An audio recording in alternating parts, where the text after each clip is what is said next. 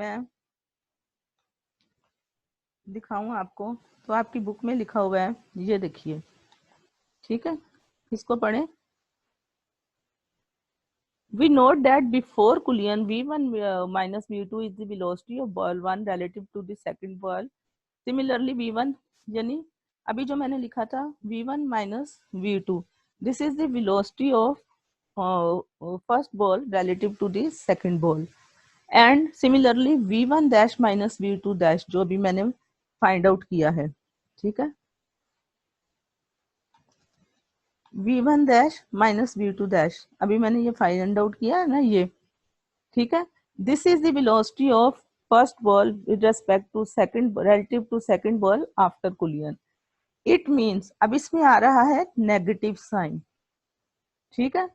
सो negative sign क्या show कर रहा है? It means that relative velocities before and after collision has the same magnitude but are reversed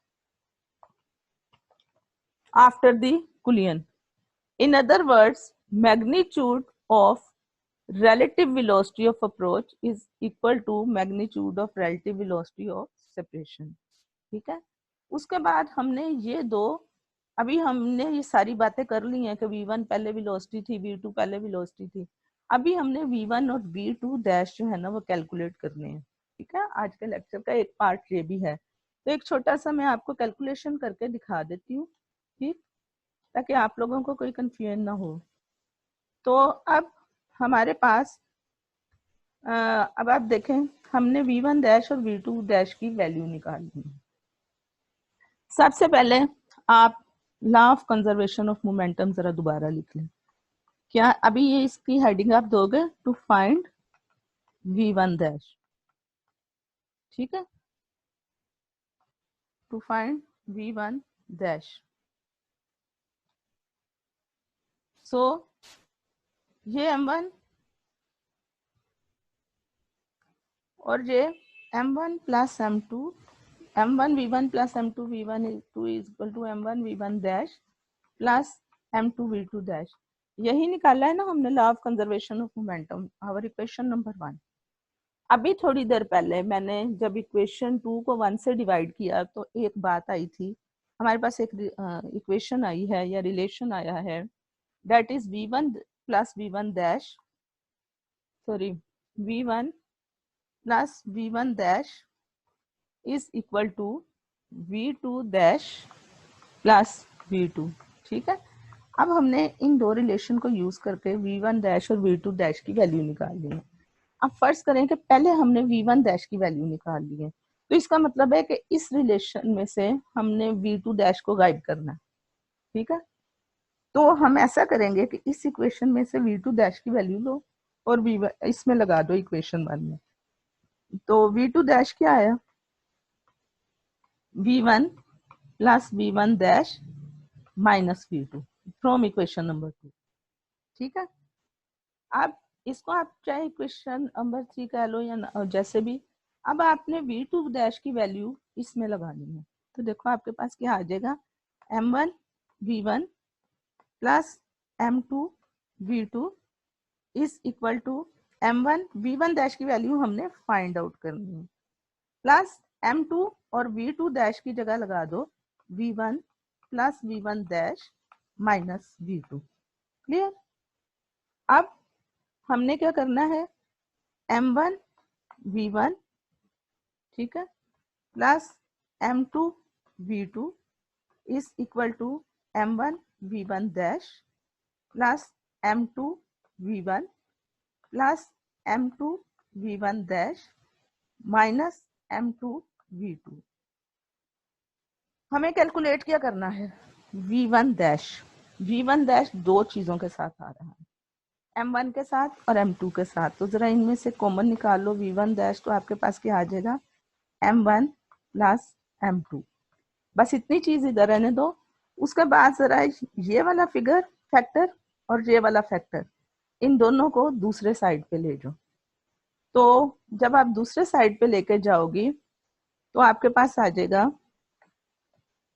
इस side पे लेके आना है ना, ठीक है। तो इस साइड पे आएगा तो ये आपके पास आ जाएगा, इस साइड पे ऑलरेडी क्या है m1 v1 डैश, ठीक है, सॉरी m1 v1 डैश नहीं, m1 v1 है ये, ठीक है, प्लस m2 v2। अच्छा ये वाला m2 v1 इधर आके क्या आ जाएगा m2 v1, ये v1 है, ठीक है, डैश नहीं। और ये माइनस m2 v2 जो है ये इधर आके क्या आ जाएगा प्लस 2m2v2, ठीक है। अब ये जो v1 है इसका, ये v1 m1 v1,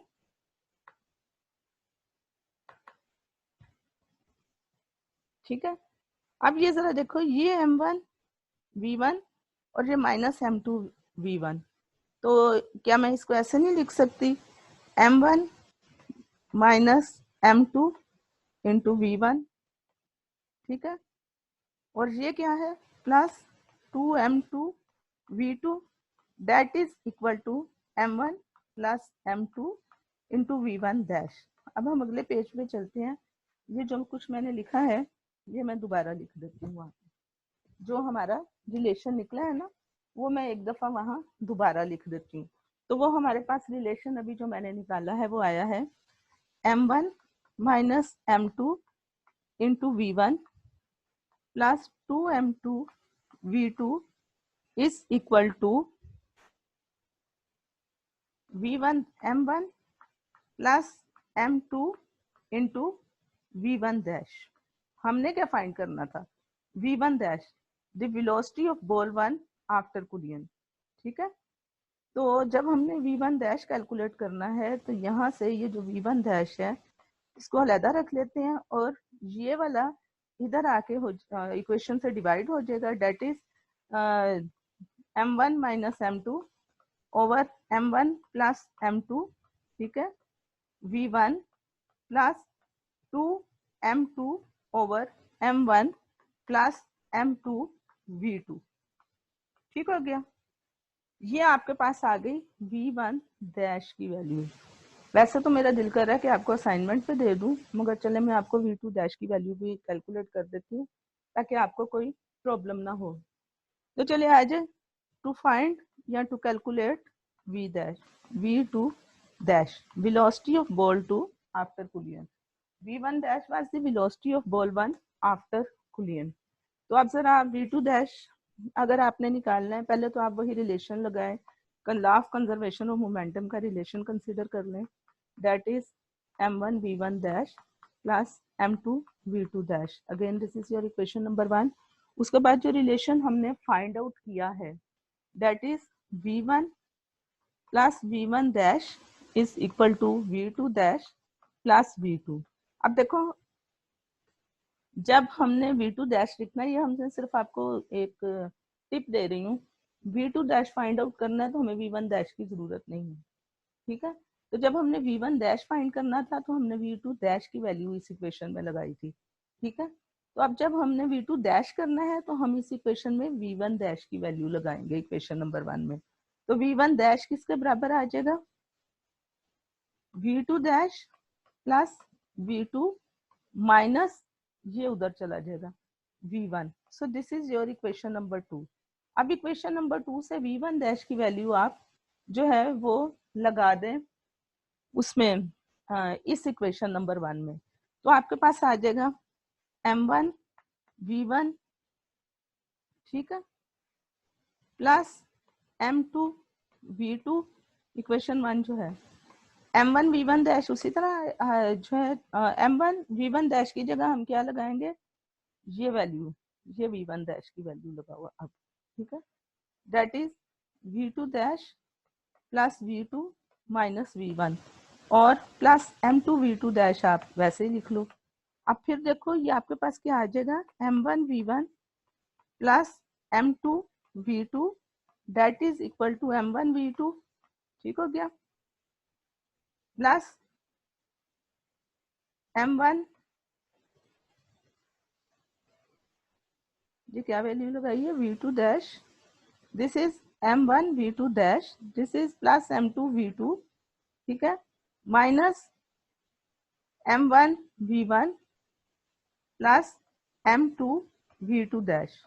अब ये m1 v2 डैश है, ठीक है, और ये m2 v हाँ हो रहा है, ये m1 v1 डैश है और ये m2 v2 डैश है, तो इसको मैं मिला के यहाँ क्या लिख सकती हूँ, m1 plus m2 v2 dash. अब बाकी सारे फैक्टर्स को हम उधर ले जाएंगे, या फॉर द टाइम आप यहाँ लिख लो कि ये तो हो गया, इधर आपके पास क्या रह गया, plus m2 v2 minus m1 v1, और इधर से m1 v1 को plus m2 v2 plus m1 v1। अब इधर से आप अगर वैल्यूज को उधर ले जाते हो, ठीक है, तो आप देखो कि आपके पास क्या वैल्यूज आ जाएंगी। It will be m1 v1, ठीक है, तो ये उधर जाके हो जाएगा 2m1 v1, ये m1 उधर जाएगा तो ये आ जाएगा m1 v1 plus m1 v1, तो ये हो गया 2m1 v1 प्लस ये m2 v2 है, और यहाँ पे आपके पास जो है m1 v2 है, ठीक हो गया। तो फिर आपके पास क्या आ जाएगा, दूसरी साइड पे जाके m2 v2 आपके पास है माइनस m1 v2, ठीक है। ये जो m2 की आपने वैल्यू लगाई है ना, इसमें v1 डैश की वैल्यू लगाई है, तो ये m1 v2, ठीक है, और ये m1 v2 आता है, m1 इंटू v2, ठीक है। अब ये सारा आपने लिख लिया, ये उधर जा। अब इसको मैं अगर मजीद समराइज करूं तो अभी आपके पास क्या आया है, इसको मैं ना इस तरह लिख लेती हूँ, v2 डैश वाली वैल्यूज को अलग कर लो, m1 v1 m2 ये v2 डैश आ जाएगा। अभी क्या आया है, 2m1 v1, ठीक है, और क्या निकाला हमने, m2 माइनस m1 v1, ठीक हो गया। आप सारी इक्वेशन को m1 प्लस m2 से डिवाइड कर दो, या वैसे v2 डैश निकालना है तो उधर m1 m2 उधर चला जाएगा, जैसे भी आप लिख लो, divided equation by m1 v2 m1 plus m2, तो ये आपके पास आ जाएगा 2m1 over m1 plus m2 into v1 plus m2 minus m1 over m1 plus m2 v1.